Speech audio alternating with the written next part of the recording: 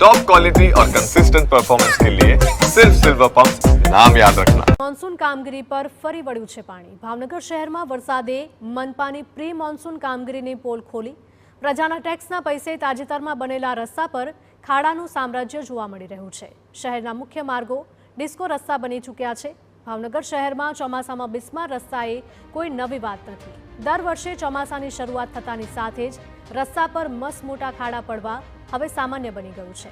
Paris જેવા રોડની વાતો કરતી મનપા ખાડા વગરના રસ્તા પણ આપી શકતી નથી, તો બીજી તરફ અનેક વિસ્તારમાં રોડ બનાવવા માટે કામ એજન્સી દ્વારા અધૂરા છોડી દેવામાં આવ્યા છે, જેના કારણે શહેરીજનોને ભારે હાલાકીનો સામનો કરવો પડી રહ્યો છે।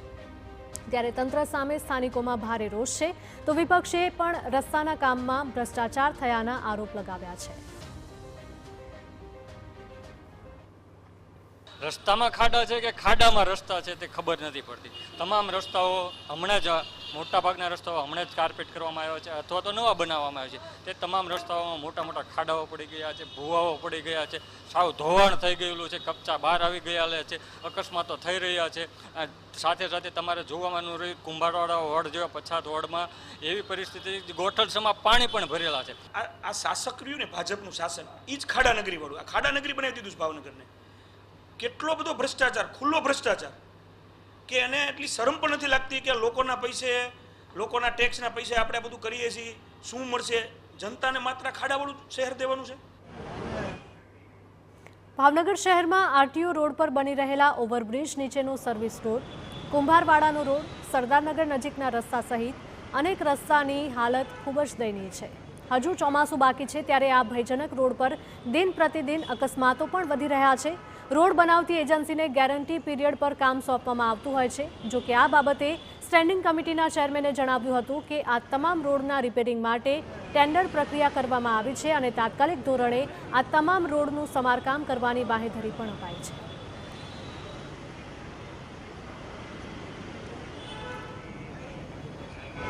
જ્યાં જ્યાં પણ રોડમાં જ્યાં નાના મોટા ખાડા અથવા પેચવર્ક કરવાની જરૂર છે, ત્યાં અત્યારે પેચવર્કનું કામ ચાલુ છે। જ્યાં પણ જરૂર પડશે ત્યાં તમામ જગ્યાએ પરાજાની પણ વ્યવસ્થા કરવામાં આવી છે। પરાજા ઝોન વાઇઝ, વોર્ડ વાઇઝ વેચણી કરવામાં આવી છે, તેમજ કોલ્ડ મિક્સ અને હોટ મિક્સથી પેચવર્કનું કામ પણ ટૂંક સમયમાં શરૂ કરવાના છે। અને ભાવનગરના મુખ્ય રસ્તાઓ છે ખાસ કરીને એની ઉપર મોટેબલ અત્યારે સરસ રીતે કામ થઈ રહ્યું છે। ત્યારે હવે જોવાનું એ રહ્યું કે તંત્ર દ્વારા આપેલી બાંહેધરી સાચી ઠરે છે કે પછી ભાવનગર વાસીઓને આ જ બિસ્માર રસ્તા પરથી પસાર થઈને હાલાકી ભોગવવાનો વારો આવે છે। ભાવનગર મહાનગરપાલિકાની ચોમાસાની શરૂઆત પહેલાની શ્રેષ્ઠ કામગીરી સામે આવી છે।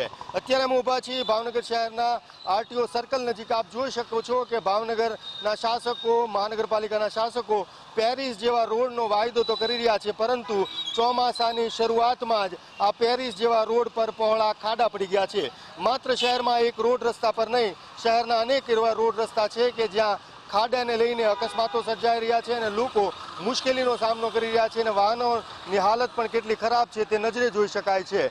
આ સિવાય જો વાત કરીએ તો પ્રી મોન્સૂનની કામગીરીમાં ભાવનગર મહાનગરપાલિકાએ 1 કરોડ રૂપિયા જેટલો ખર્ચો કર્યો છે, પરંતુ પહેલા જ વરસાદમાં શહેરના અનેક એવા વિસ્તારો છે કે જ્યાં ગોઠણસમાં પાણી ભરાણા હતા। ત્યારે સવાલ એ થાય છે કે પ્રી મોન્સૂન કામગીરીમાં 1 કરોડ રૂપિયા ખર્ચ ક્યાં વાપર્યા અને કોણે વાપર્યા? ત્યારે શહેરમાં ખાડા, જે રોડ રસ્તા પર મોટા ખાડા પડ્યા છે, તેમાં મહાનગરપાલિકા તાત્કાલિક ધોરણે ખાડા પૂરે અને લોકોના ખાસ કરીને અકસ્માતોમાં ઘટાડો થાય તે ખૂબ જ જરૂરી છે।